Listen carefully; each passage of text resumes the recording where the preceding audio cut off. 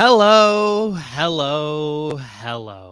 and welcome to Friday Night Insights, the show where we have clear eyes to help you set your lineup, full hearts to make those tough roster decisions, and hopefully that means your fantasy team can't lose.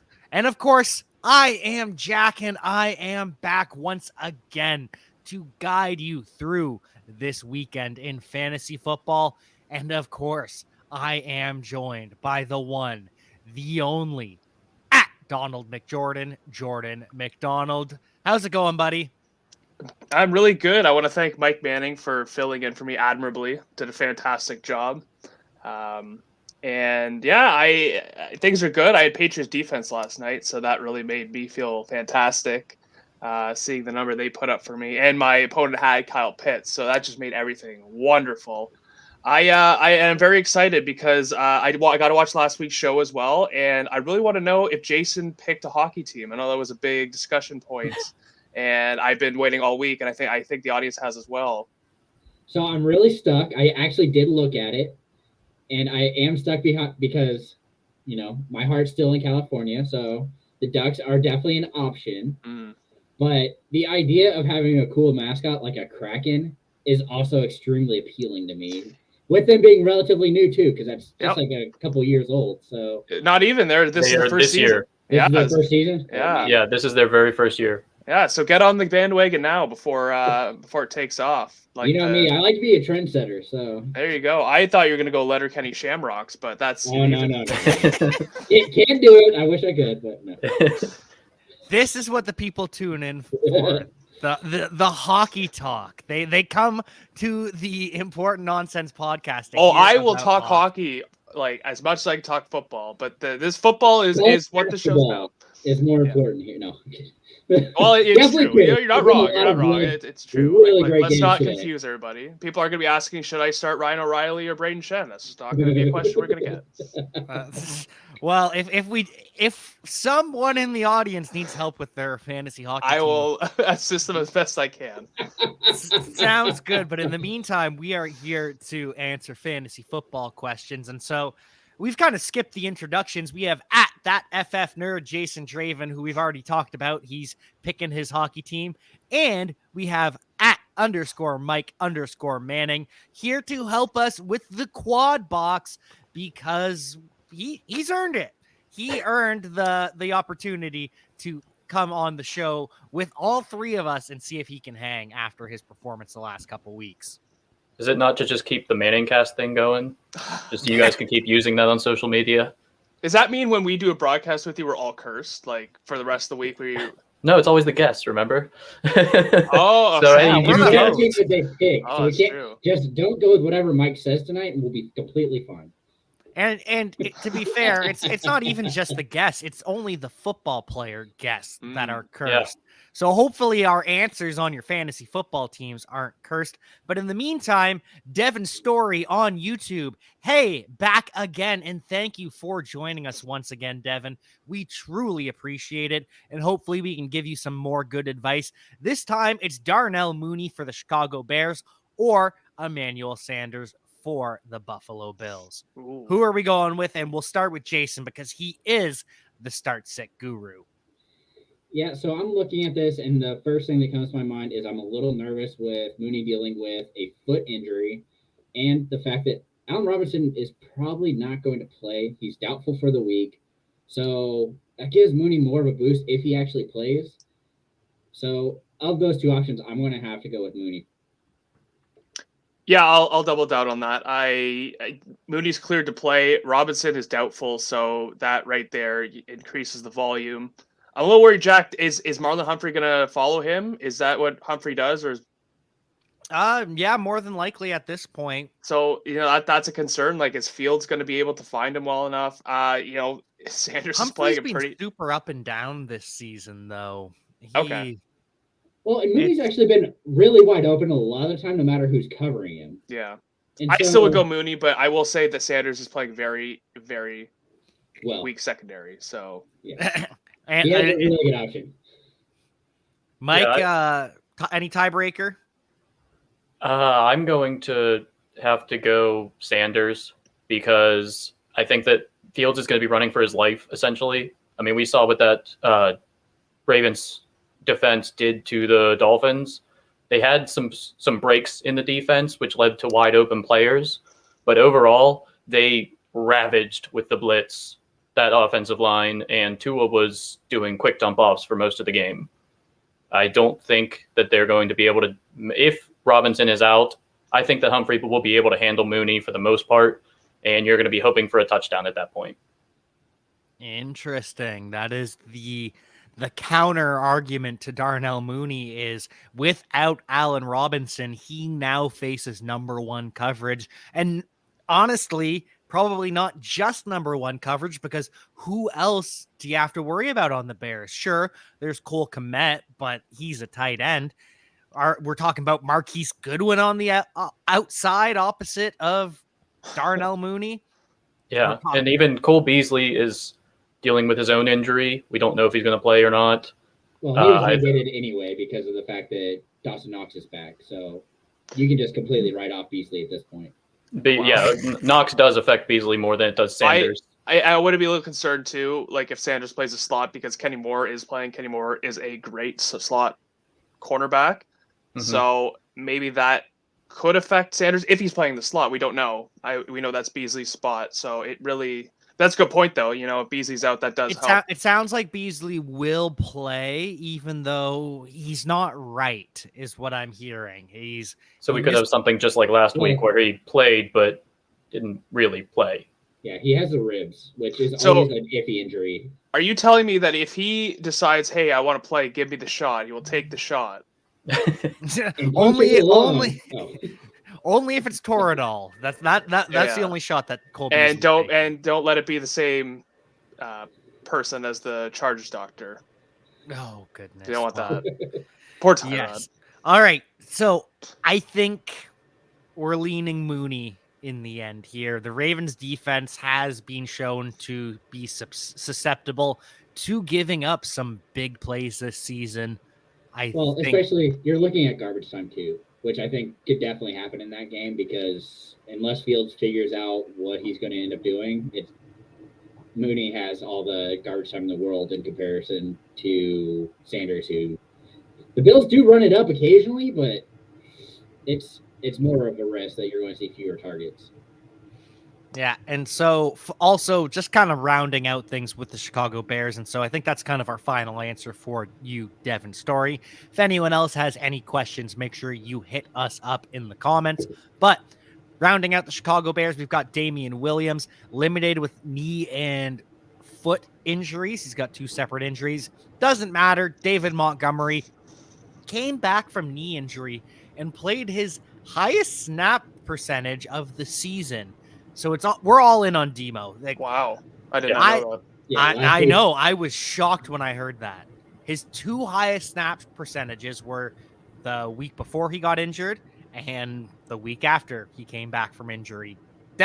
David Montgomery might be a league winner at this point. He might be ready to do exactly what he did last year. Just blow up the second half of the season. Yeah. And it helps he has a great rest of the season, too. Like, his matchups coming up are just so tasty. So we're gushing about David Montgomery.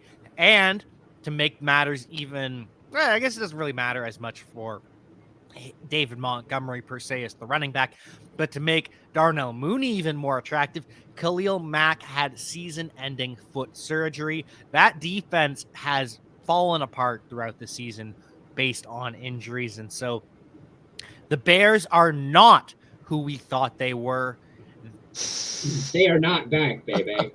The Bears are back, baby, in 2022 when they fire Matt Nagy, fire Ryan Pace, and I'm interested. Hopefully they hire Brian Dable from. That's who I was thinking. Or what if they swing for not really swing for the fences, but if they try and get Greg Roman and see if he can figure out something. He just look at what he's done with Lamar, and I know you're not gonna like that, but look what he's done with Lamar.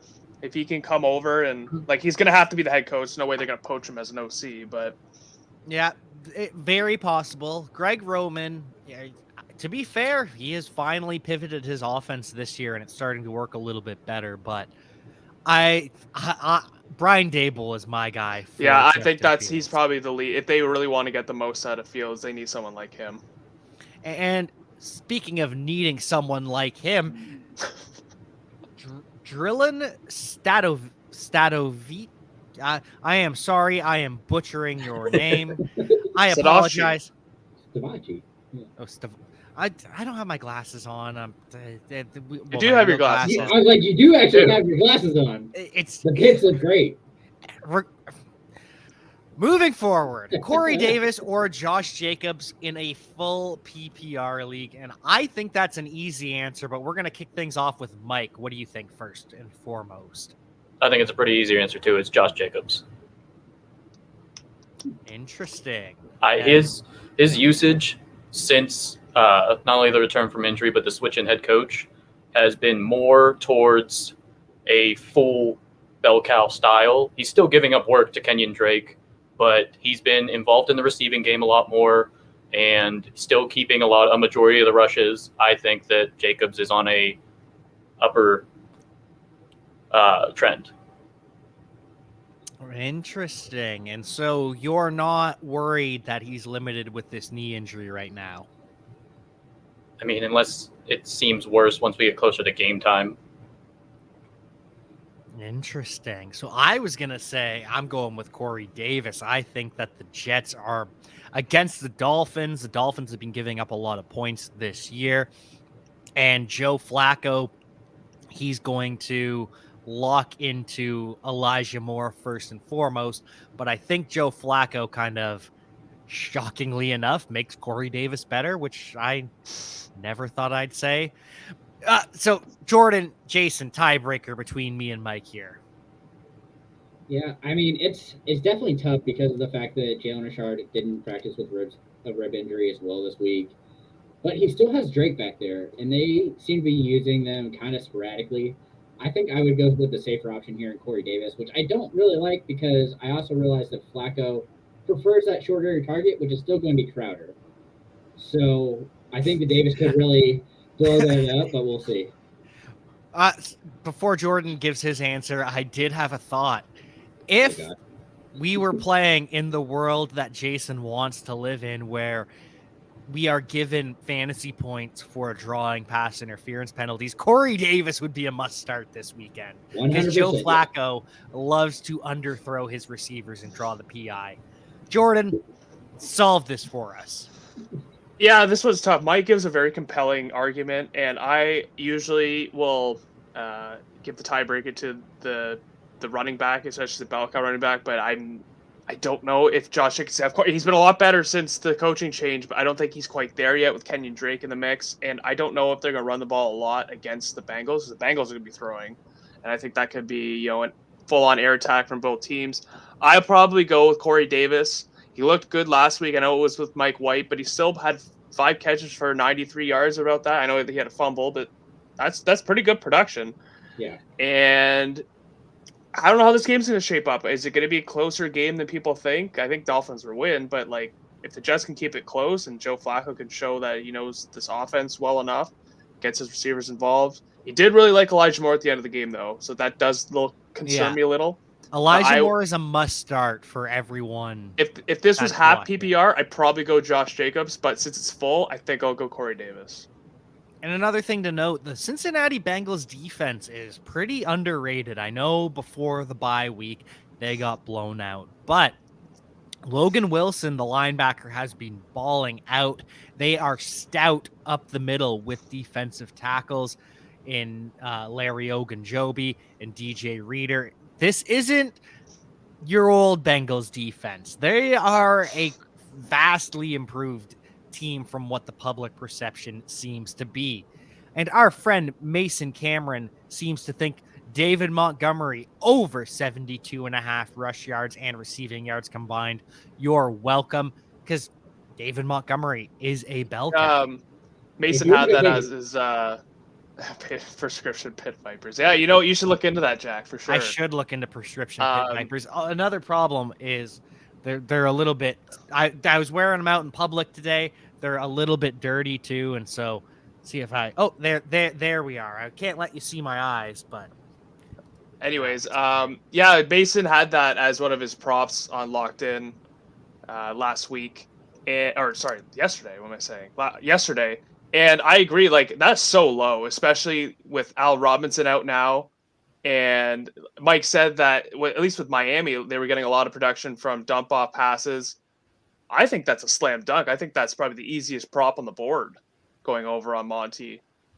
Because he's going to be heavily involved in this offense, regardless how the game's going. And Matt Nagy loves to run the football and run the football and run the football and not set Justin Fields up for success. But that's my problem with Matt Nagy. Hopefully a new coach will do a better job. And so Anthony Saltini would like to know, hi, guys. I only have Connor and Jacobs as my true starting running backs, and Connor may not keep that once Edmonds returns. Now that Collins appears to be an RB1, I assume this means Alex Collins. Do I keep him or try to trade him for an RB or wide receiver? Can I just address the first part about Connor? Correct. Honestly, Connor standalone was pretty good with Edmonds. He got the goal line touches and he didn't have a good yards per carry, but I know he was the goal line back and he made up with it with touchdowns. So I wouldn't be too concerned about that. Obviously, you don't want him to be your RB1. And Jacobs, as we just mentioned, kind of a wild card. We don't really expect down the stretch.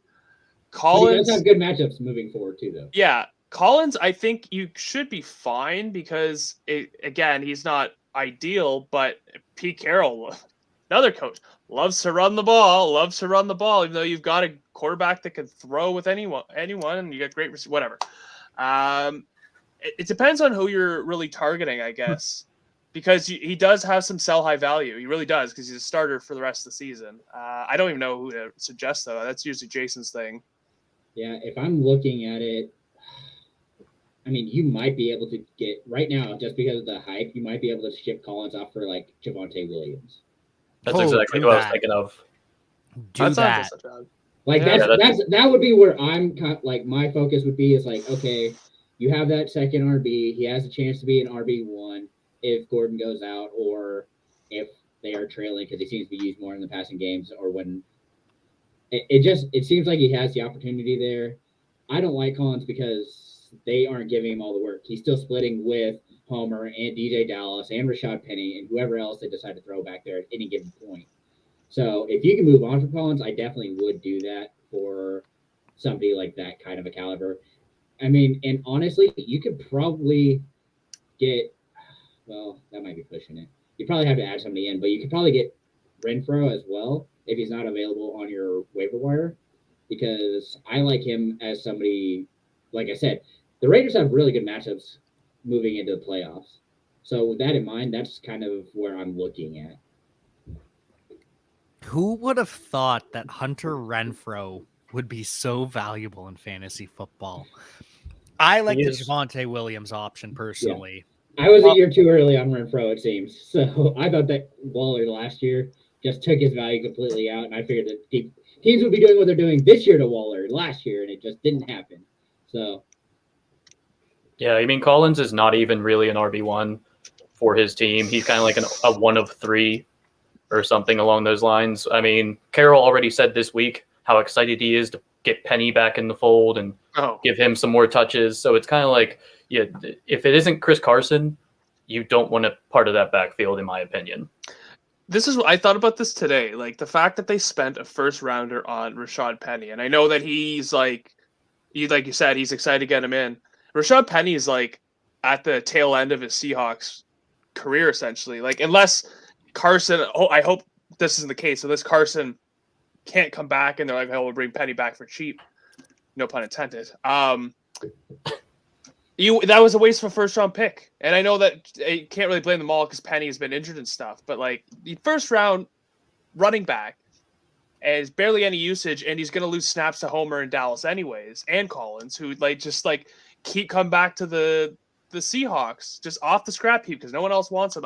This is a weird rant, but you know what I mean? Oh, Well, the thing with Rashad Penny is I'm sure everyone has seen it at this point. The Bernie Sanders tweet that is followed up by the Elon Musk tweet. I forgot you were alive. That's how I feel about Chris Carson and Rashad Penny at this point. I keep forgetting that they're NFL players. How dare you disrespect Chris Wow. Carson like that? Wow, yeah. Rashad I was a Penny, I huge can fan get, of but Chris Carson. Carson, man, I love Chris Carson. you just forgot However, about his existence. You just said it. when he went down with a neck injury, at that point, I wrote him off because it's a neck injury. How often do players come back from serious neck injuries in the same season? I'm not talking long term. Maybe, honestly, probably Chris Carson, if he can return from this injury of the neck, dynasty value at this point, probably get him for nothing because a lot of people will think this is a career ender. I'm not willing to speak to that, but as soon as he went to IR with a neck injury, I was worried. Then last week when he came back and was practicing, I was shocked because it's a neck injury. And of course, then he re-aggravated it because that's what happens with neck injuries. They are just so fickle. I mean, Carroll sat and said a month ago he's day-to-day. Then he went to IR.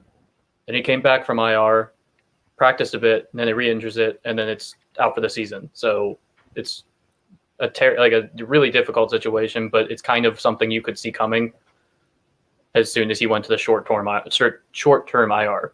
I don't trust a single word that Pete Carroll says.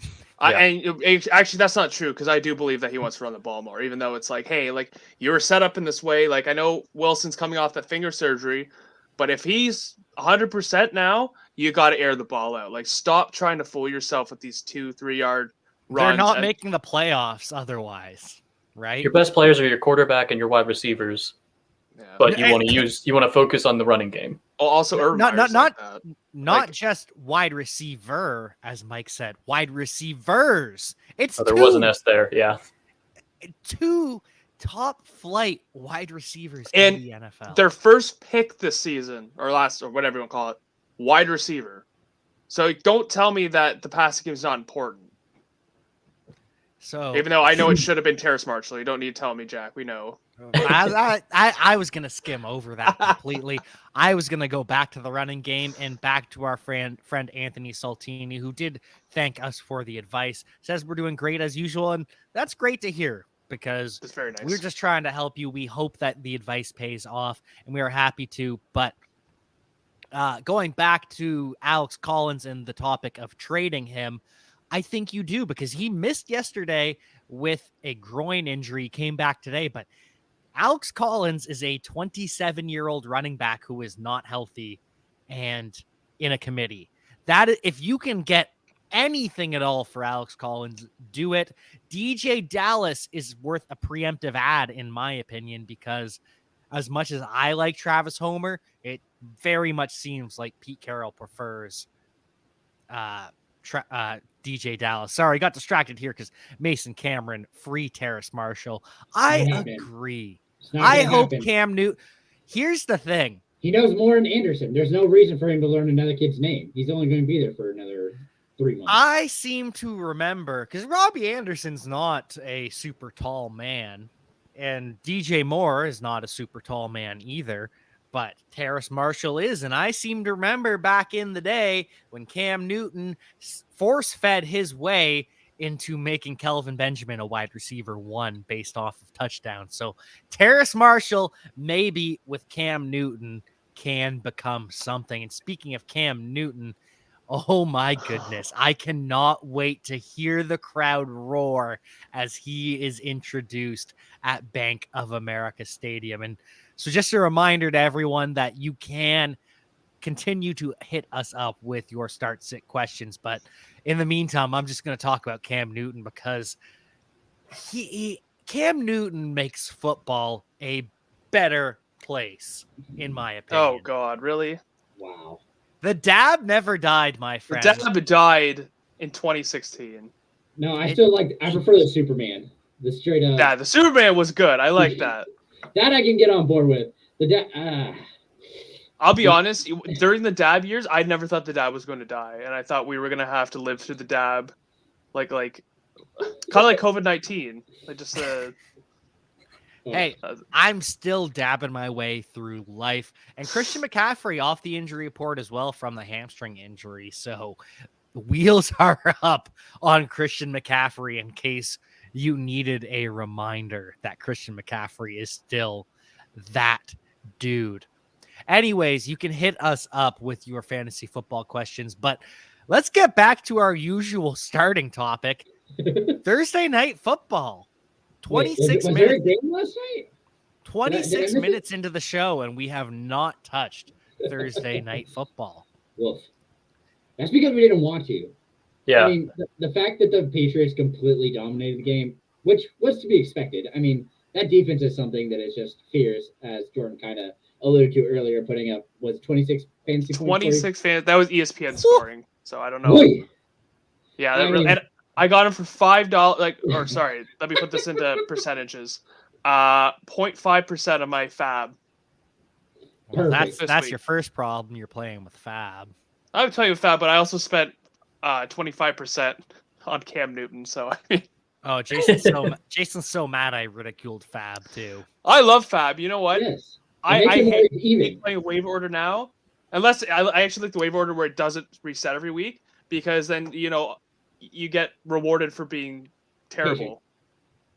Well, yeah, but that's I don't know. I'm a pro fab. See, I prefer to play in leagues where half the people, the lower half of the league, doesn't put in waiver claims because they don't care, and then I get all the players that I want. But that's just me. No, I like to wait until waivers run and see who everybody dropped, and then I look and see who's available, and I snipe them for free because nobody cares. Sounds like you guys play with a lot of amateurs. Well, I know we don't talk about our own fantasy football teams often on this show, but I've got to bring one up. Calvin Ridley was dropped in a league of mine, and we have IR slots. Oh.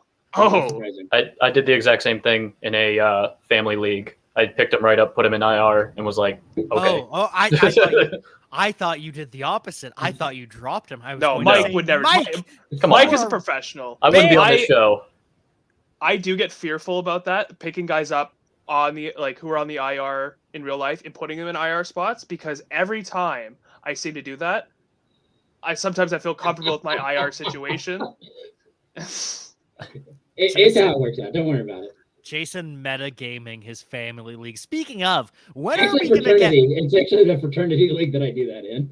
When is Meta going to release their version of fantasy football? That's what I want to hear. God. Well, the UI should be at least really awesome. Yeah, that's the thing. The draft room will be sick when Meta releases their fantasy football platform. I'm sorry. I know this is not what you come to us here for. Usually we're a little bit more professional than this, but.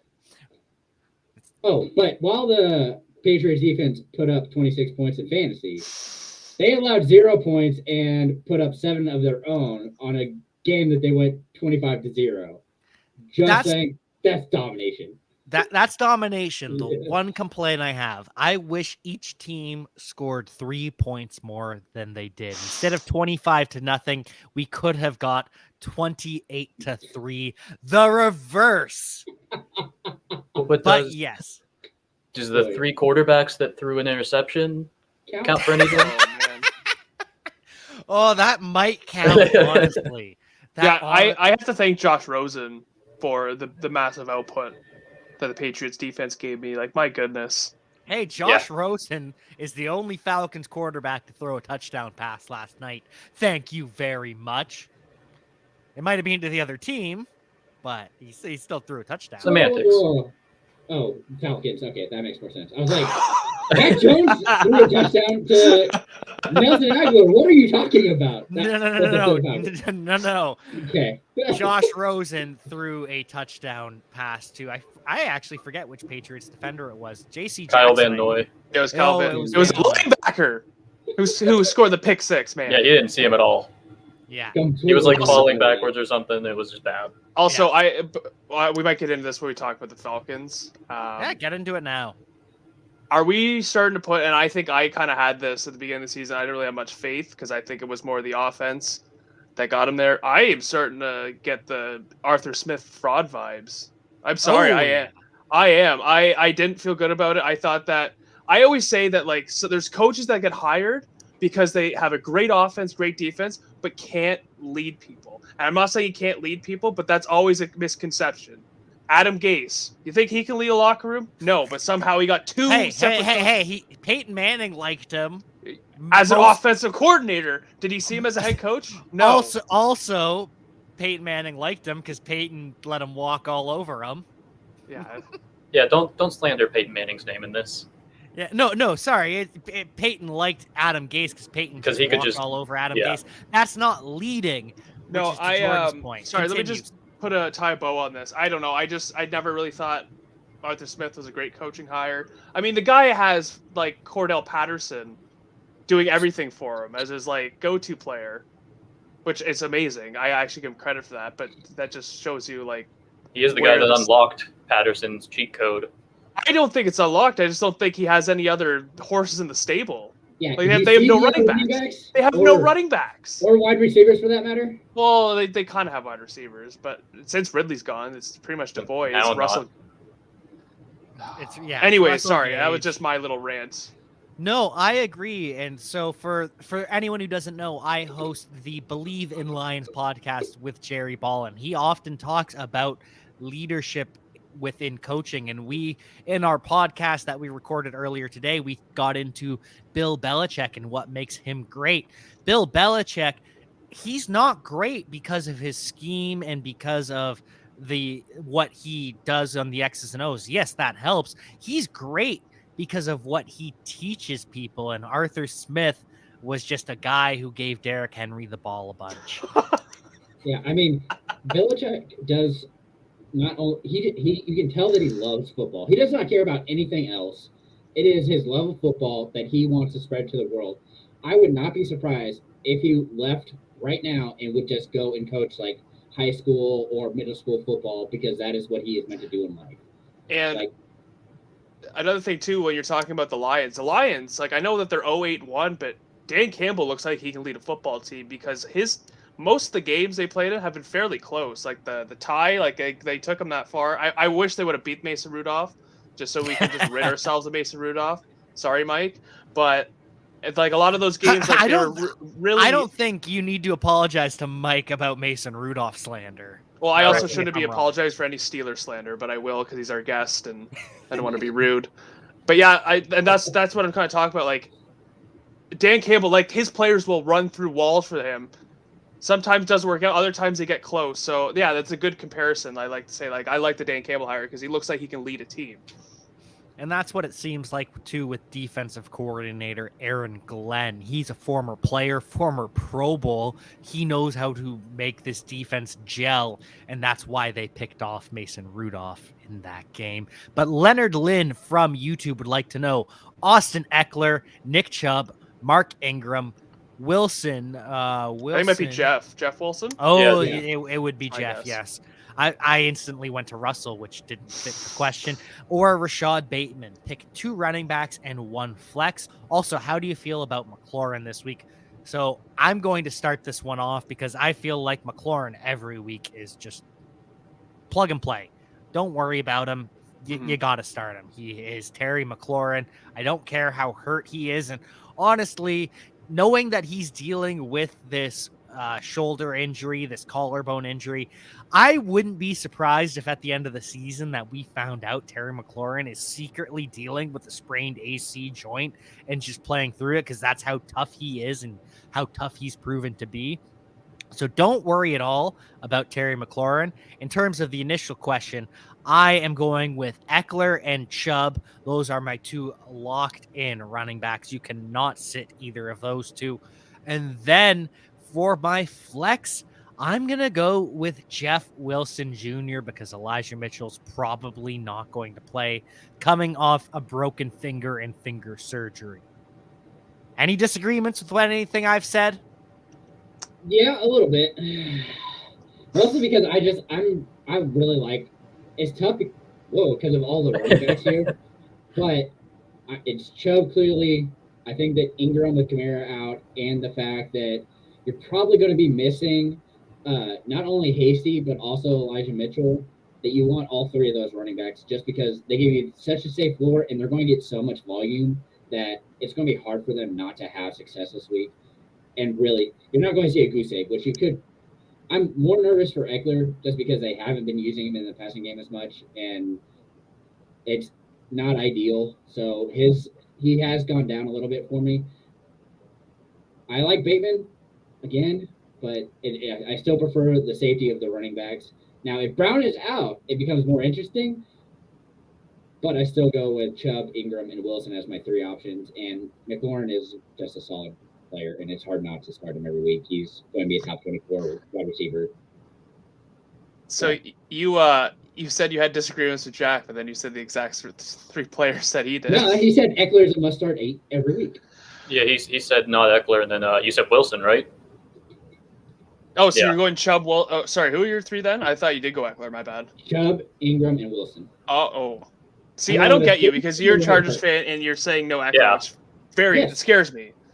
I can't say I've seen his trend, and it has been great. He hasn't had those huge jump offs that he's normally getting that he's able to exploit downfield with. He's not seeing enough of those targets. They're not there. Like last week, they used Roundtree to get into the end zone, which was super frustrating. But again, it's just one of those things that as a Chargers fan, I see that, and it bothers me because they do need to establish a run game, which they're not really doing.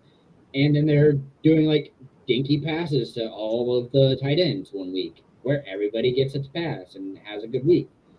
But they're not checking it all downfield, which they need to be doing to really open up the offense. So I'm a little upset right now with Lombardi, is what it's coming down to. But I'm hoping they'll figure it out. I'm sad that Tyron Johnson is now a Raider, and so that whole thing is just he got cut and is now a Raider instead of back on the Chargers where we could really use him to stretch the field. But anyway, yeah, Chubb, Ingram, and Wilson for this conversation. My bad for going off on that. So I agree with you that I agree with you that Lombardi is not the answer. However, are you not worried about Tony Jones Jr. returning to the Saints? The answer is no. Because Ingram, he's just one of those players that you can really lean on. And while they do like Tony Jones, I don't see them forcing him back when they know that what they can do with Ingram, and running him into the ground is something they are perfectly fine with. For some reason, I can't remember who the Saints are playing. They are playing. I'm blanking on it. I have them right here. Oh my god! I should be better than this. This is not a good showing. Unprofessional. It's very Philadelphia, the Eagles. Philadelphia, that's it. You know what, Jason? I won't say you're completely wrong because without Ingram or without Kamara, Ingram had a really good day against Tennessee. He had 7 targets, caught 4 of them for 61 in the passing game. Running game, 3.4 I think it was yards per carry. Had a touchdown. I still got to play Eckler though. You got to play your studs. Jason's upset that Larry Roundtree scores a goal line touchdown. Forgets the fact He that put up 34 yards. Austin Eckler also scored a touchdown. 34 yards. I don't know. I'm gonna go. I think I'm gonna do the same as Jack. I would go Ingram if Wilson wasn't the lone man in the backfield. Like I don't see Trey Sermon taking too many carries away. Bateman, I think Bateman could go off, but the volume's there for these backs. Like you've got 4 great options to choose from, in my opinion. So what you need to do is trade one of them for a better wide receiver. Round us out, Mike. Where are you going with this? Yeah, I do think it has to go to Eckler, Chubb, and then Wilson. Eckler, he's going against the Steelers, and the Steelers before this past week have allowed like 3 top 24 running backs, and then they allowed 3 top 24 running backs to the Lions. So they are able to be beaten on the ground and in the air, especially really for running backs.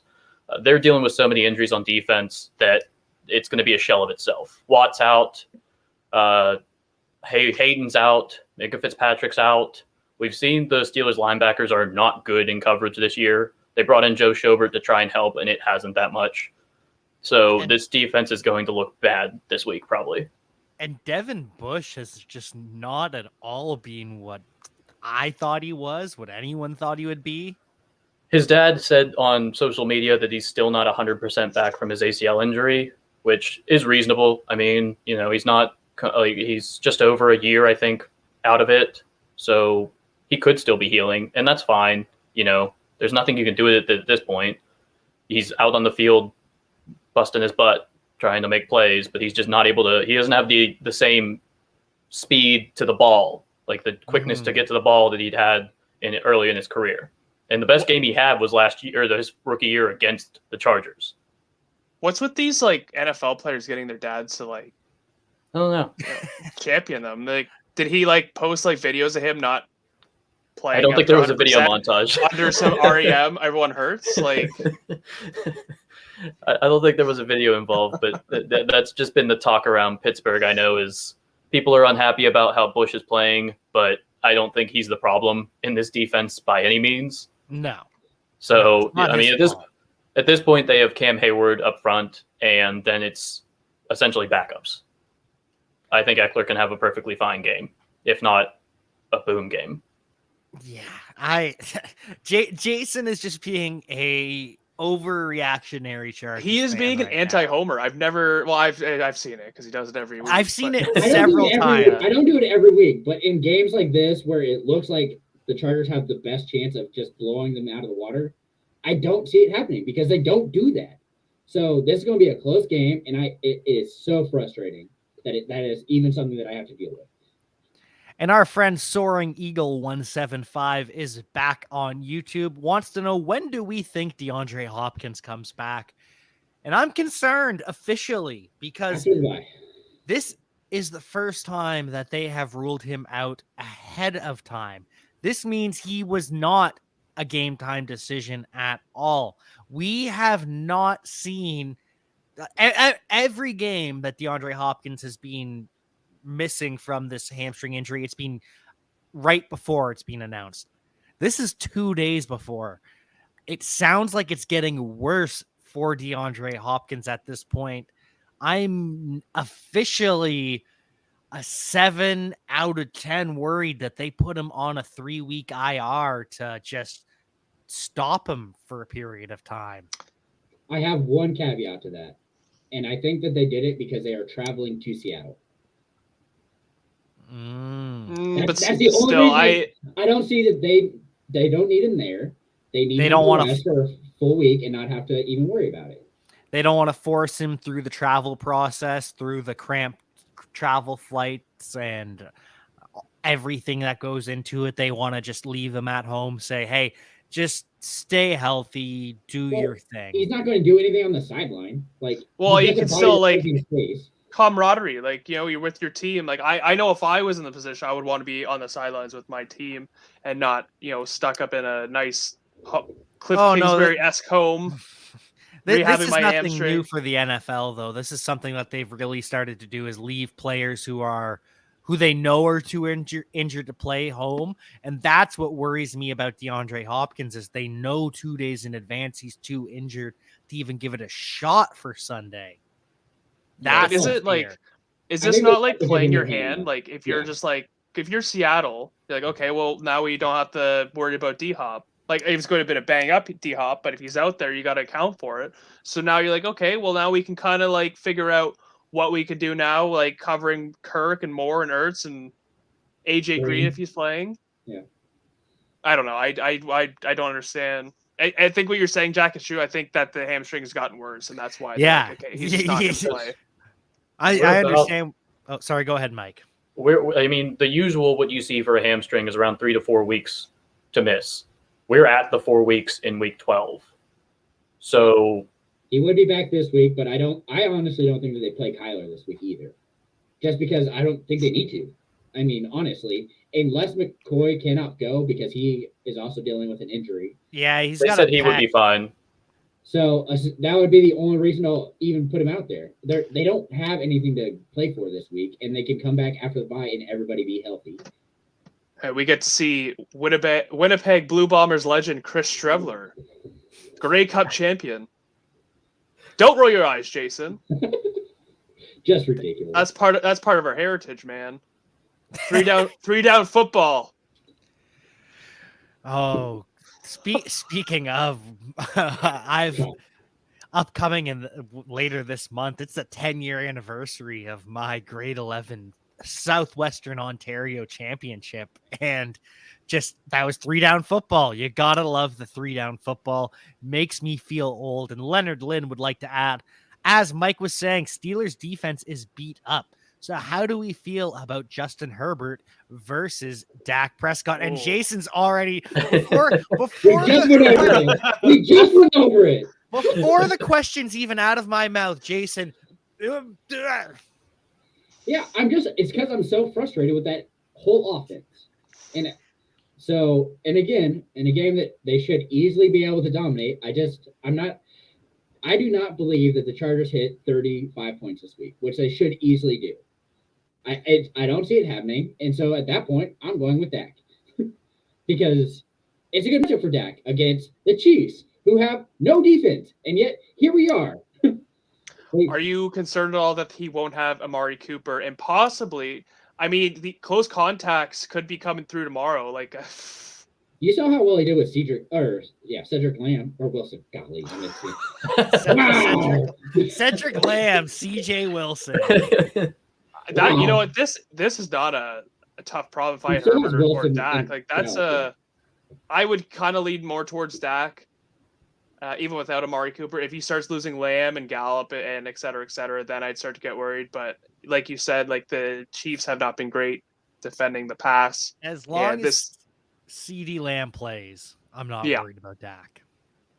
Well, even if I could even see him being out because he still had a lot of success with Gallup and Wilson, and I think that they can easily replace that with Schultz being the underneath guy. So you'd actually have value this week.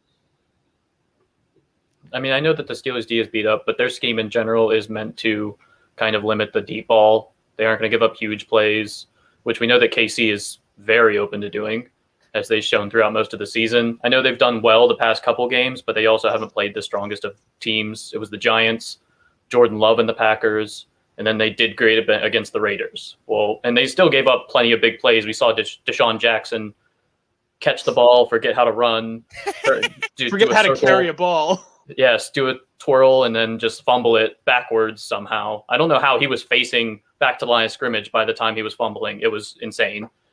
But we see that KC can still let up plenty of big plays. I think that's going to be a high-scoring affair. I don't think the Chargers and Steelers game is going to be that high-scoring, anywhere near it at least. CeeDee Lamb, Michael Gallup, even Wilson, Cedric or CJ, whichever one we want to go with. He still has plenty of weapons that he can throw the ball to. And Tony Pollard as well. Like, don't discount him as well. Mm-hmm. He'll probably have a bigger role with Cooper out. The only thing I dislike is if Cooper's out, it'll be interesting to see if CD's going to continue to be in the slot. Mm-hmm. Because this week there was reports that with Gallup, CD, and Cooper, CD stays in the slot, and that's where they feel happiest about his production.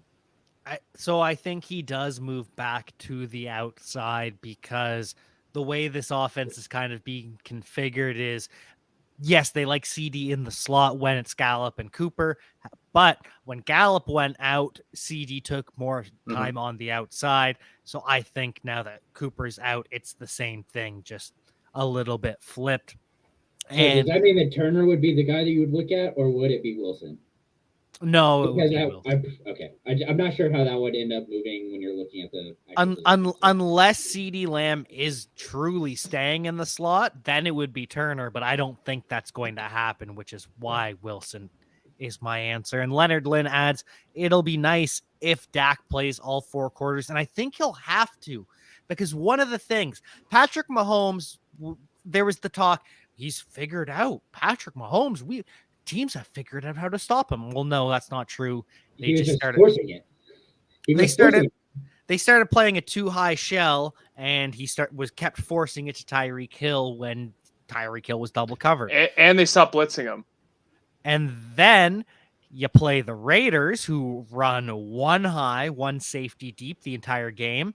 And he does really well all of a sudden. And what do you know? Now he plays Dan Quinn. And all he does is play that cover 3 Seattle defense, 1 safety deep. And so it's going to be competitive between the Cowboys and Kansas City. So, yes, Dak will be playing all 4 and quarters. let's be honest, they're not playing the Atlanta Falcons. They're playing the Chiefs, who are more than capable of keeping up in a shootout.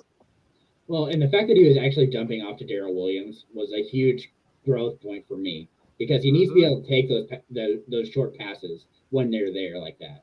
Because more often than not, you saw him forcing it to Tyreek when Kelsey was coming open across the middle, or Pringle or whoever was coming open across the middle. He was still trying to force it, and you saw him struggle. So if he can do that, he's going to be set up for a lot of success moving forward. Yeah, he did also say on radio that he doesn't like doing that, which is really stupid to say on radio. Yeah, that's how you win games, though. If you want to win, this is how you do it.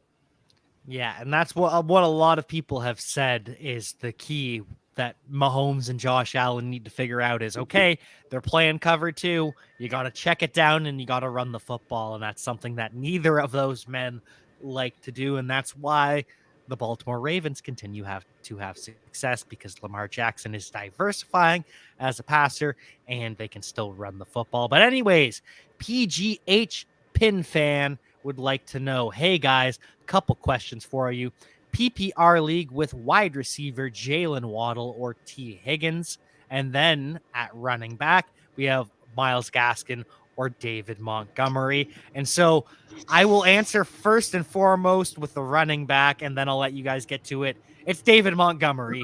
David Montgomery over most running backs this week, especially Myles Gaskin. And now you guys can have the floor. Yeah, I think this was fairly easy. I think it's Waddle. I think he's got a better target share. T. Higgins, I know T. Higgins is Jason's least favorite player, but he does have some relevance. But I just think what we've seen from Jalen Waddle these past couple of weeks, it's hard to bench him.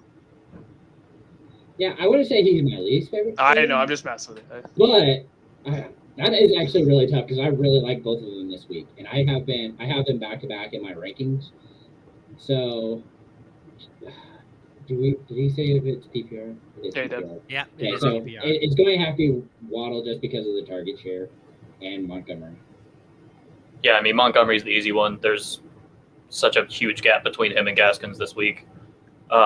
And I like T. Higgins this week. I do think he'll play well against the Raiders because I think that Casey Hayward will be matched up on Jamar Chase for a lot of the game. And the place you beat them is actually the second cornerback, not the slot or the number 1 cornerback for the Raiders. So I think T. Higgins will play well. And in the past since he's returned from injury, it's been Chase and Higgins. That's it. They have over 50% of the targets between the two. And then Waddle's target share, like we've been saying, he's 3rd in the league in the past, I think it's 5 weeks, behind only Cooper Kupp. And I'm not sure about the other one. I think it's Deebo Samuel or something. So he's been a target monster.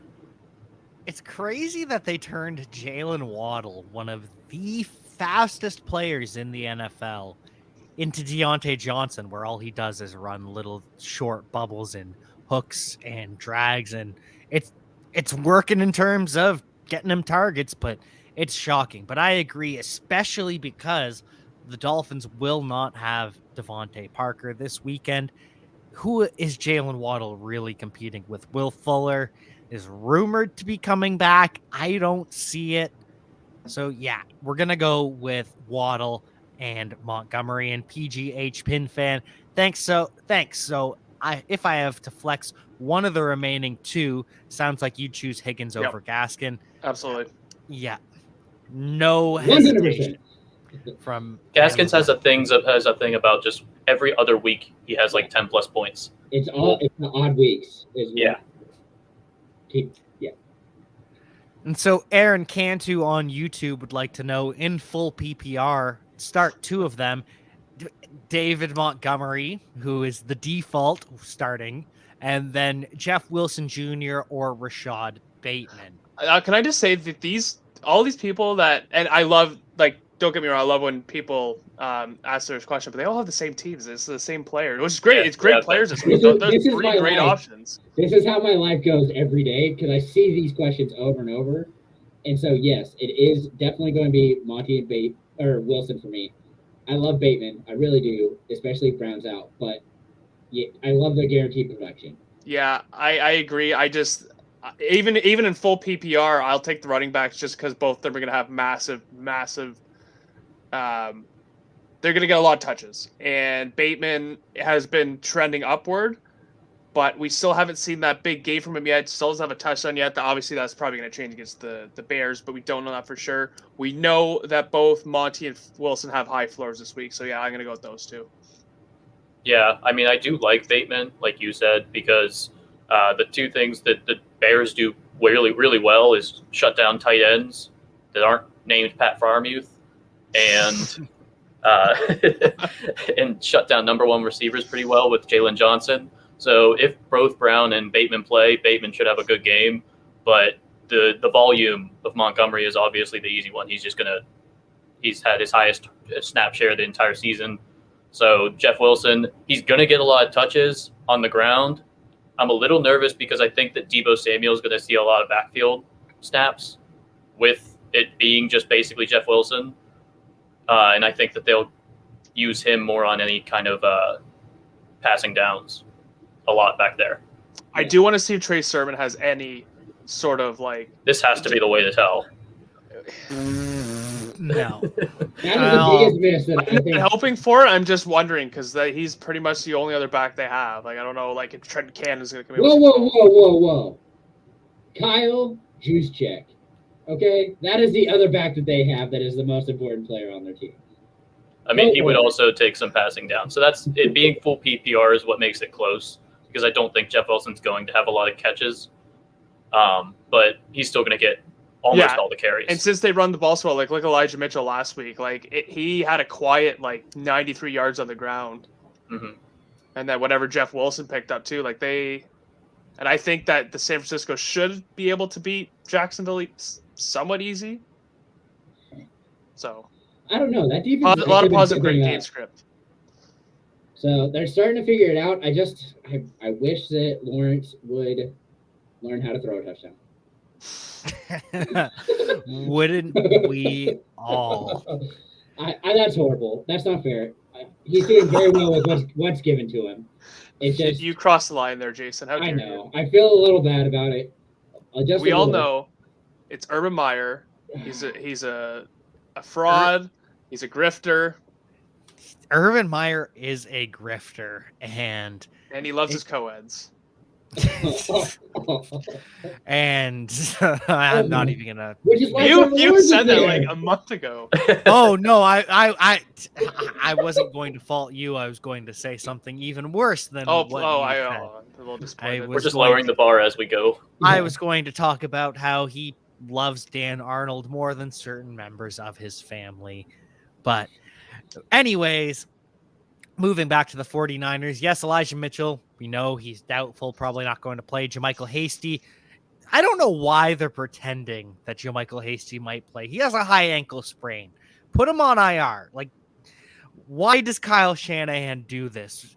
This is the mind games that Jordan talked about with why don't they bring DeAndre Hopkins on the trip to see what happens, or at least give the facade. This is taking the mind games too far. It's just and he does that too because he was it here or I must have saw it on the Fantasy Light notification.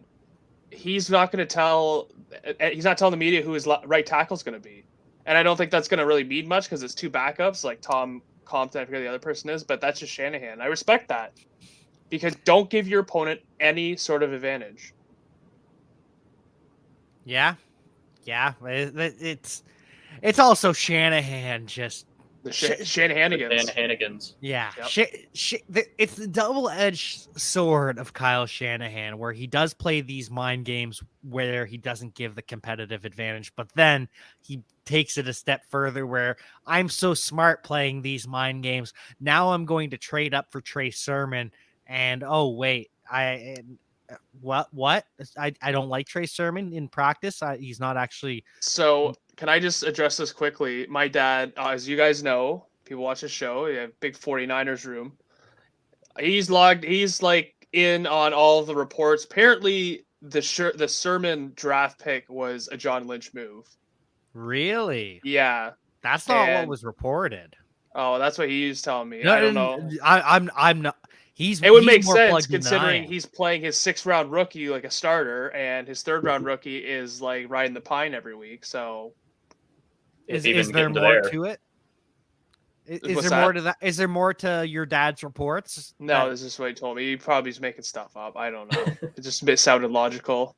No, I'm curious because I've just heard the national narrative that Kyle Shanahan, of course it's Kyle Shanahan. Kyle Shanahan makes all the picks. That's interesting though. If it was a John Lynch pick, Yeah, and he said the same thing about Ayuk, but I don't want to like throw that out there, but it just would make sense just based on how he like. I think Shanahan loves his players that are specific for his system, and anybody that doesn't really, fit very well, he's not willing to play or he's not willing to feature. I think he has a low threshold for giving up on a player, is what it seems like with Brandon Ayuk. But Leonard Lynn would like to know, evaluate and prioritize for the rest of season. We have Darnell Mooney, we have Kadarius Toney, we have Elijah Moore, and we have Jamal Agnew. And we will start things here with Mike. I'm gonna have to go. I'll go Mooney, Moore, Tony, Agnew. What do you know? He was correct. Yeah, I am gonna go the exact same way. If everyone's healthy, I think Agnew is a gadget player. He saw no targets last week against the Colts. He had just had that big, that 56-yard carry. he had the 60-something yard run. It was a rush. For a touchdown.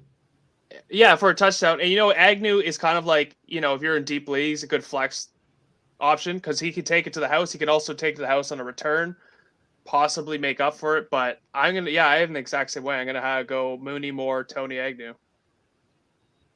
I'm actually going to switch Agnew and Tony just because of the fact that Galladay, we haven't seen everybody healthy yet, which we might never see at this point because it's the Giants. But if Galladay's there, Slayton's there, I mean, that's a lot of people that you're having potentially go downfield all at once, with Ingram and Barkley and Shepard being the short area targets. I don't believe that Tony has more success than Galladay will at this point in their careers. I think Galladay is going to carve out a role. It's going to be bigger, and so I see that knocking down Tony. Sorry, I was mistaken. Agnew he had 5 targets but no receptions. But I'm still doesn't change. Because they're my mind. covering enough at I'll once. say that doesn't help you out in the Jaguars. fantasy. No, I just wanted to correct myself. I was wrong. I know he didn't have any catches, but he did. He was the leading target, right? He was. I'm sure that Dan Arnold had more. Yeah, I know Dan Arnold had, I think, 7. Tight ends don't count. I will find this out. You guys can. But anyways, rounding out. O'Shaughnessy's back though, right? He's coming back at least. Doesn't matter.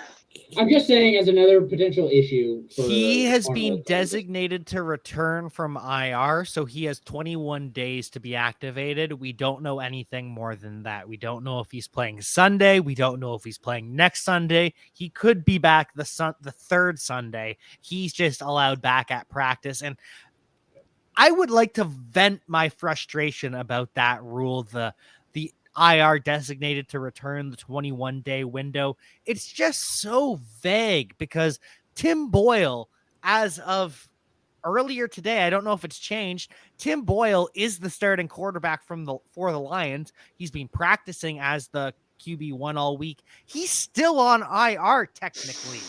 So can we just add a little clarity to this? We're going to make it the Tim Boyle rule? Or the Tim Boyle like asterisk or altercation. It's not. It's just a symptom of the problem, Mike. I mean, we also have Clyde Edwards-Helaire and Logan Thomas who have been back for several weeks and are still having issues and haven't played or haven't showed even like inclinations of playing. It doesn't seem like CEH is going to. We know that Logan Thomas isn't going to this week, and they've been back for at least 2 weeks. Well, and so that brings us to 2 things.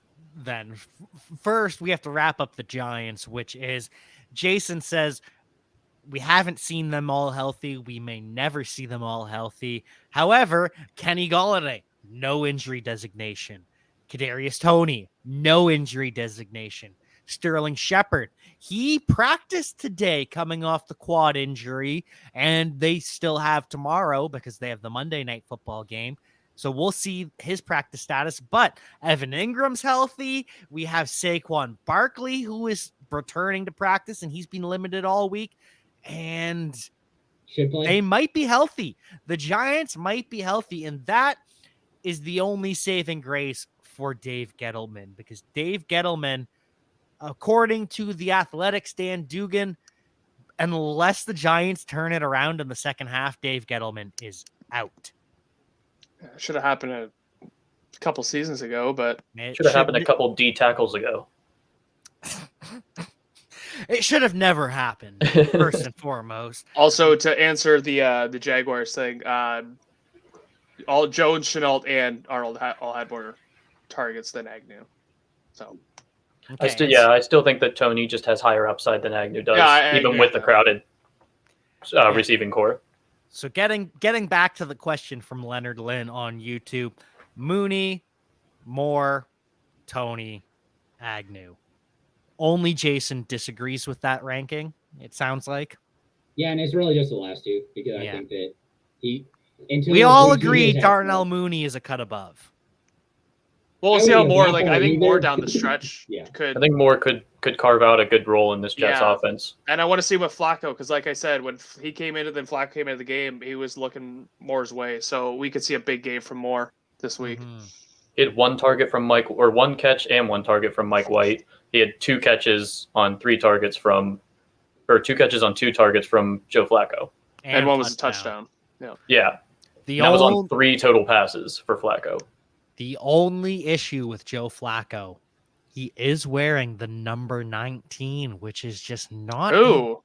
Yeah, it's not a good aesthetic for Joe Flacco. They have gotten so these number rules, man. I hate them. I hated them when it was announced. Well, 19 was always a quarterback. I just hate the whole number rule. Why is Melvin Ingram wearing 24? I hated when he was wearing 8 with the Steelers. Now he's wearing 24 with the Chiefs. I hate it.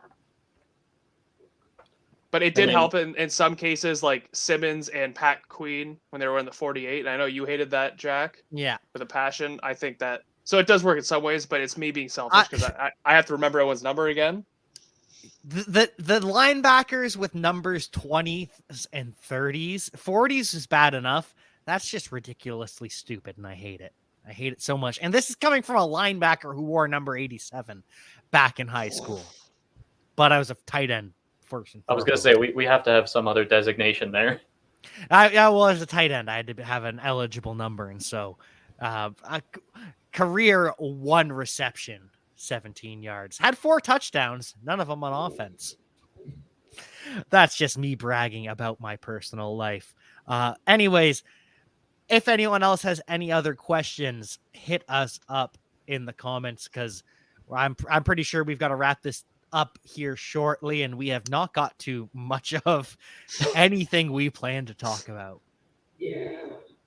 Which is just too fun. Okay, so let's start with the Broncos and them signing Tim Patrick. Priority news. Yeah, this is very. You know what? Screw Dallas Goedert's extension. We want to talk with the Tim Patrick. I was going to agree with Jason. I was going to say, if anyone has to go at any point, let us know, and you can drop out. But I'm here to continue going through this news. And Tim Patrick, 3 years, $34.5 million, $18.5 million guaranteed. And this, as Jordan said, massive news. Oh no, it is big news, because that means Courtland Sutton's gone. Yeah, that's what I get out of that. Them signing Patrick means that there is no use for Sutton anymore, which means they are sticking with Judy and Patrick, and I actually really like the move for them. I'm excited to see where Sutton goes until he goes somewhere like Arizona and just something stupid like that. It'll just ruin it. Or he gets in the exact same scenario where he's the number 2 that doesn't get get that many targets. Yeah. You know what? Because he's talented. He's shown that he's a good player and he can, if you give him the targets and the right targets, like downfield, and give him the jump balls, he can go for 150 plus and 2 touchdowns. And he was doing it this year, and I don't know what's going on with that. They had Stephen Neal were talking about that on the Wednesday show. Like, what happened with Cortland Sutton? Drew Lock. No, it was with Bridgewater. Him and Bridgewater early in the season. Jerry Jeudy returning. It yeah, could that's be. been it. That could be. You know what? Those I are don't the want to two admit correlations I have. So it's like, because if you were to the Jerry Jeudy and Sutton haven't played a lot together. Like, it's less than 10 games, so that could be a reason. And obviously, they're gonna have Jeudy for a lot longer, still on the rookie contract. So it's too bad that this is how Sutton's gonna leave the Broncos, but that's just the business. Well, and you know what the funniest thing is? I'm seeing reports from people inside the Chicago Bears media that the Bears are going to have interest in Cortland Sutton when he becomes a free agent. And it's just, why not feature Allen Robinson then? Because Allen Robinson's a better version of what you want Cortland Sutton to be. So I can't wait for Allen Robinson to find a nice home somewhere and just dominate. Come Colts. Come work outside with Michael Pittman Jr. That would be a beautiful, beautiful set of outside receivers. Yeah, but then he's seeing a downgrade in quarterback from Justin Fields to Carson No, he's not. Wentz. Let's be honest. No, he's not. At least not right now. At least Carson Wentz will throw the ball downfield for him to give a chance for Allen Robinson. If Allen Robinson isn't wide open, Fields isn't looking his way. And that's the problem with Cortland Sutton is Wentz isn't afraid to do that. This is true. And Tom Brady's not afraid to do it either. Gronk, he is probably going to play. That's Tom Brady's favorite. Just throw it up and make a play receiver. Gronk hopefully finally back. Chris Godwin's okay as well. Mike Evans is playing. Antonio Brown, though, unfortunately, his ankle reportedly has a long way to go. But who knows? Maybe that's fake, too. Maybe he had his chef cook up a fake ankle injury for him. Vita Vea is also injured with an MCL sprain bone bruise. Jason's face. Oh, you said you weren't going to say that. Like, I mean, come on. I was trying to stay away from the whole conversation. Hey, Bruce Arians went on Rich Eisen's show today and said it's fake news, so we can make fun of it now. I was just gonna skim past it, but Vita Vea sprained MCL and a bone bruise in his knee. He's missing this week, probably gonna miss next week as well. And that's one thing we're gonna skip ahead here in terms of the show sheet. MCL sprains though. Aaron Jones, he sprained his MCL in the past, missed only 2 weeks. The other times he sprained his MCLs, it's been in the preseason or postseason. Hasn't affected his stat or his play time. But Aaron Jones in the MCL, he's supposed to miss 1 to 2 games. But can we trust Matt LaFleur? Because I don't think so. I think Matt LaFleur is just as big of a liar as Kyle Shanahan and all these other damn coaches. Yeah, they're cut from the same cloth, aren't they? I respect it. The reason that they can, though, is because of the fact that A.J. Dillon, I think, is going to have enough of a role that they're able to rest Jones longer. But they don't have much depth past... I was going to say, behind Dillon is... Like, Kylan Hill's gone. And, Patrick Taylor's their RB2 right now. So I think they want Jones, especially... Patrick Taylor relegated Darrell Henderson back at Memphis. Thank you very much. He's a good football player. Yeah, and they were using wide receiver Antonio Gibson as a running back. Actually, that worked out for them, so I should. And wide receiver Tony Pollard was not a running back. So maybe we shouldn't trust the Memphis coaches. I'm sorry for interrupting. No, it's okay. That was my point is that they don't have much depth, and the fact that the Packers love to run the ball, they're a run-first team. They need Jones, and if they're trying to compete for the top spot in the NFC, so I think that they really realistically want Jones back after 2 weeks. I think it'll be closer to 2 to 3, is what I'm guessing. But they're going to either look outside of the organization and see about possibly some free agents to bring in, because behind even Taylor is Rykel Armstead on the practice Ooh. squad. And I forget the other player's name, but it's two players that are just, don't have much experience in the NFL, that's for sure. Too bad they didn't get in on Adrian Peterson. Can you imagine Adrian Peterson on the Packers? Like, how many Vikings fans would just their hearts would be destroyed, or just seeing him in the gold and Would that green, feel or- worse than when Favre went to the Vikings? You know what? I'm not a Packers fan nor a Vikings fan, so I am not the right person to ask. I mean, Right, there's so- not too many Steelers that have gone to the Ravens or the Browns. Hey, what about That were Le'Veon prominent. Bell? You know what? Oh no. How awful did that go for us? Alejandro Villanueva. Oh, yeah. Oh, there And the only reason that really was bad was because we liked him to root for him as a, former Army veteran and everything else. He was a good guy, and he played well for us, so there was no problems. But, you went to the Ravens, oh well, and he hasn't been great this year. So the only other one I can remember is Mike Wallace spent a little stint with the Ravens, which also, I could probably count on my two hands how many catches he had. Well, and we also had Eric Weddle choosing the Ravens over the Steelers, but we won't get into that. Instead, we'll get into what we were talking about, A.J. Dillon, because if you look at the upcoming schedule, he is going to run all over the Minnesota Vikings. Packers are going to get a win. L.A. Rams, that's going to be a competitive game. The Packers might lose that one, but A.J. Dillon is still going to get the lion's share of the touches. And then they play the Chicago Bears, and at that point, why bring Aaron Jones back just to beat up on the Chicago Bears? We already know Aaron Rodgers effing owns them. So why Could it depend on the record? If they lose two of these three, do they force him back? Well, because the Bears is the third game. So if they go 0-2, maybe. If they lose to the Vikings Sunday, perhaps.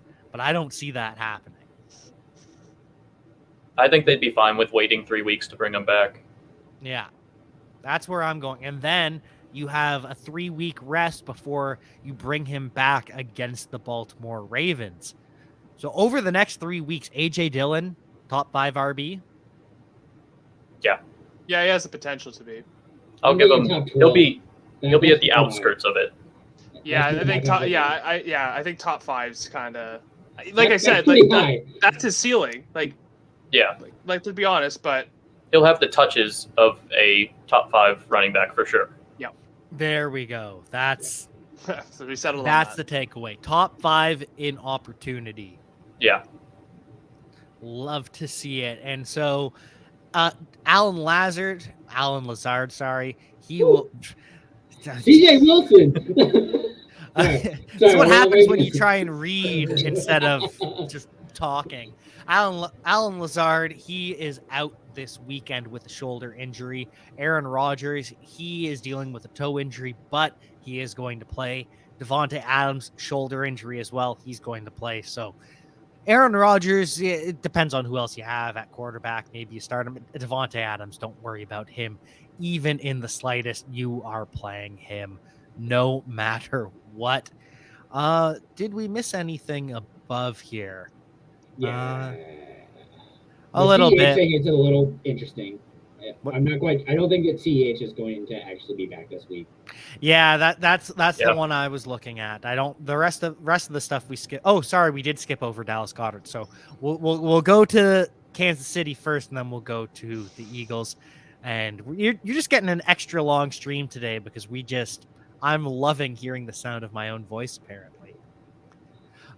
Anyways, with Kansas City, Clyde Edwards-Helaire, they initially said pretty good chance he plays. And then on Wednesday, we hear there's a chance they don't activate him until after the bye in week 12. And now Andy Reid is saying he looks good. That was earlier today. I call BS. They're not activating CEH. They're going to rest him this week. Let him take the bye. Yeah, let him get a full week of practice, get prepared for the next play, and then Darrell Williams, who we saw just have a huge week last week. I think they probably give him more work because of that, and so And one of the other things is that he's actually been a really good pass catching back, and they haven't been one of the teams that have used that. They CEH, that was the whole reason they got him, yet they won't use him like that. And here we come with Darrell Williams, who, sure, let's go ahead and give him all the opportunity and see how he does. Yeah, I had 100 plus receiving yards against the Raiders, and I know a lot of that was the whatever they want to call that touchdown pass to him over Abram. He pretty much mossed Abram, which I couldn't believe. He did. Well, I couldn't believe because Abram's I terrible. was gonna say it's Abram, so I know, but the fact that it was a running back who wasn't really known for his receiving chops.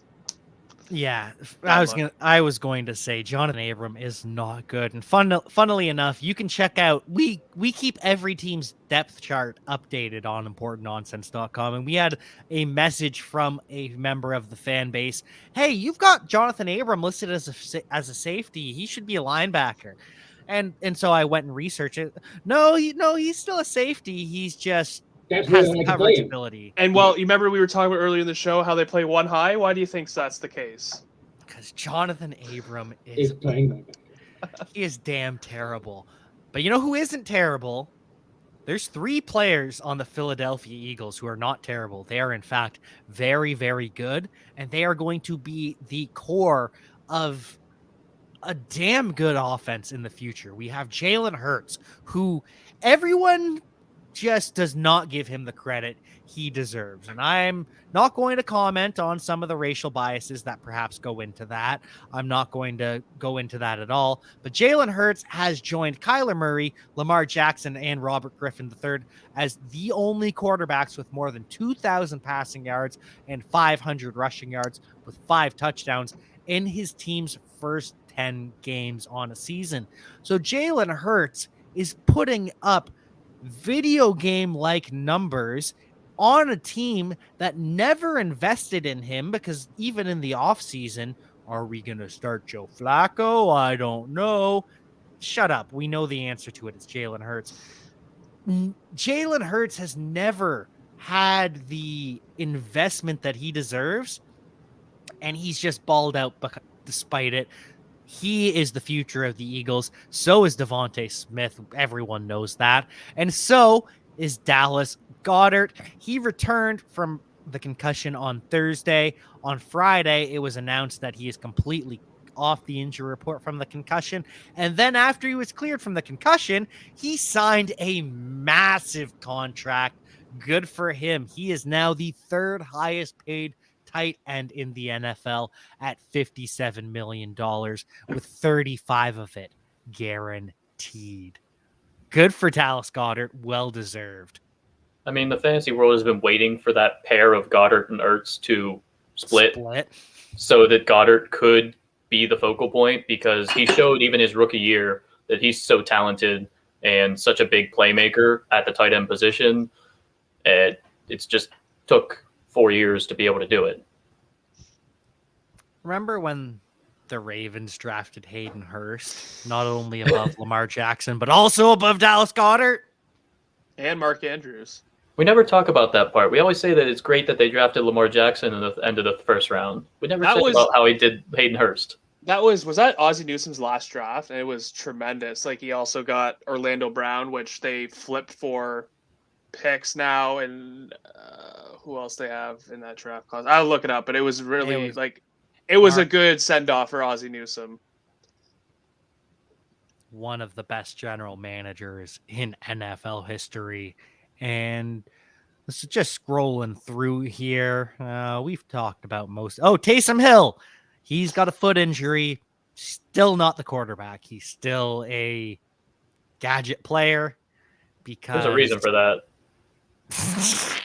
Is there some concern? We should have mentioned this when the Ingram questions were coming in. So not only is Kamara out, but they're also not going to be without Teron Armstead and Ryan Ramczyk.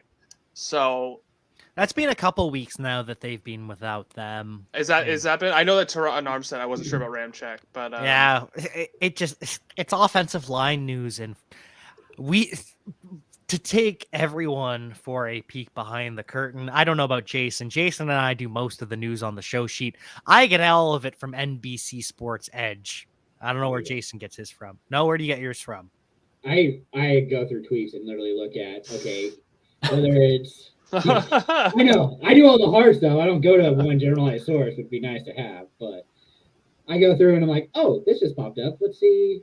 I mean, I have all those guys saved on my notifications, so I get like 80 messages a day saying, oh, this guy just tweeted about. I'm like, okay, that's not important. So next.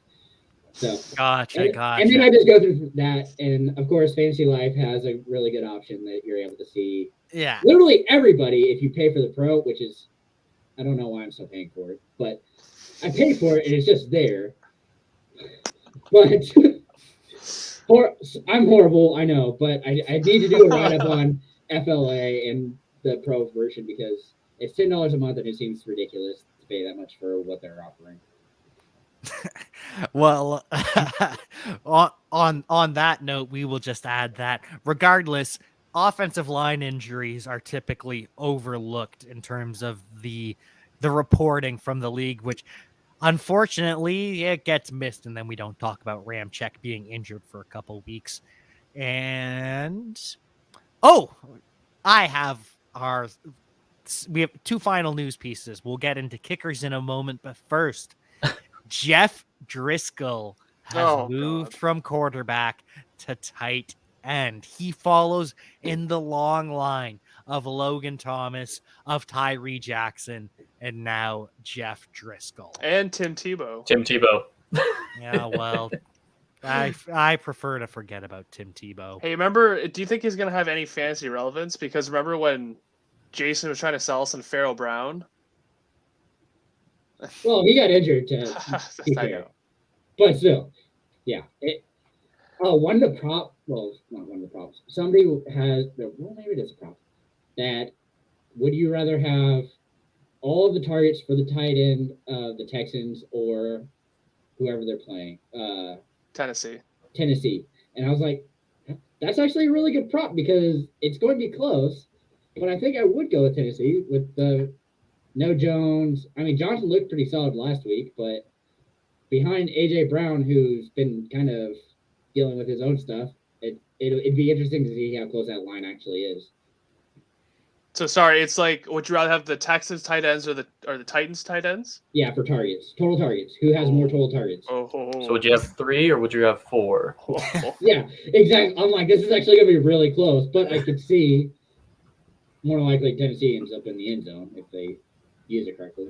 I think it'd be the Titans because Jeff Swaim, last game I saw the Titans actually got somewhat involved, and they do use Pruitt. I think Ferkser seems like an imaginary character at this point. It's just a random name they like.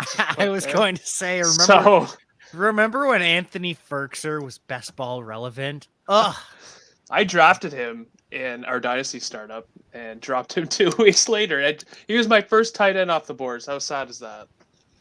So. This is why the rule in fantasy football of Travis Kelce or wait still holds up. Yes and no. I mean, I feel like I've done pretty decent over all of my tight ends this year. Well, who are your tight ends? Freiermuth was one of the big ones. You waited on Freiermuth, Jason. That's my point.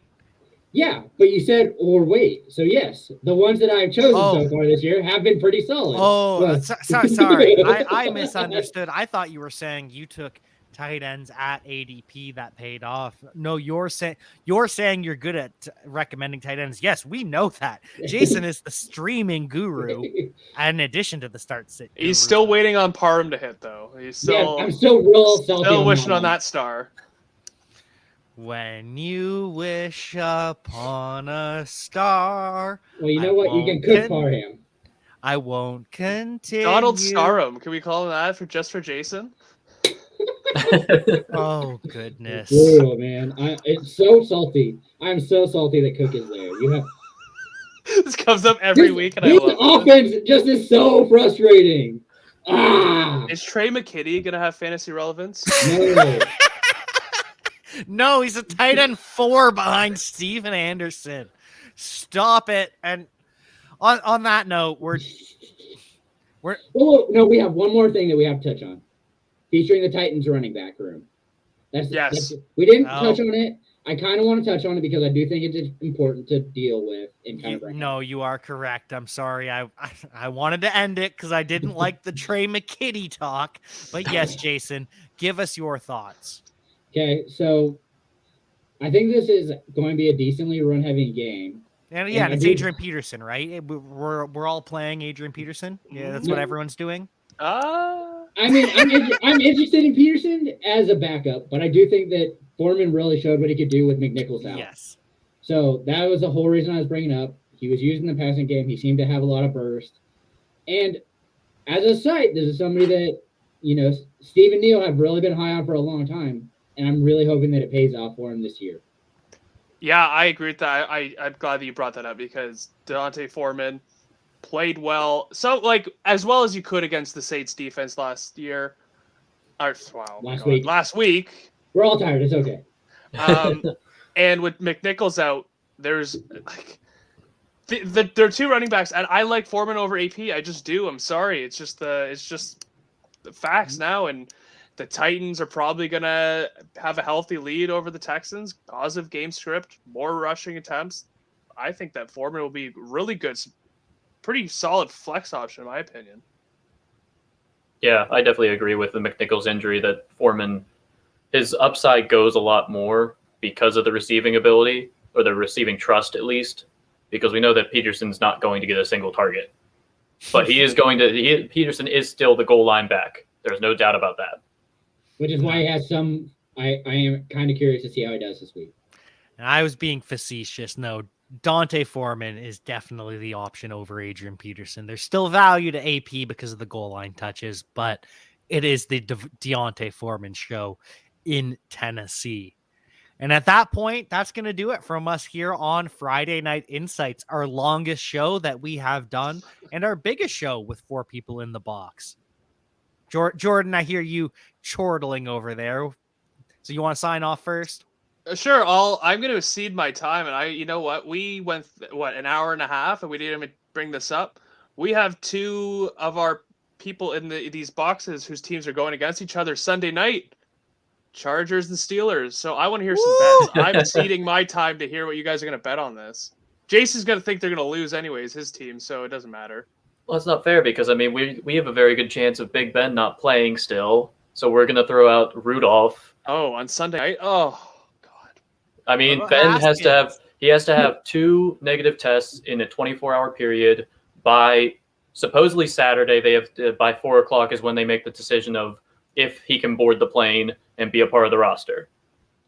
He can still board the plane and be a part of the roster and test Sunday morning and not still get a negative or a positive, so he'd still not play.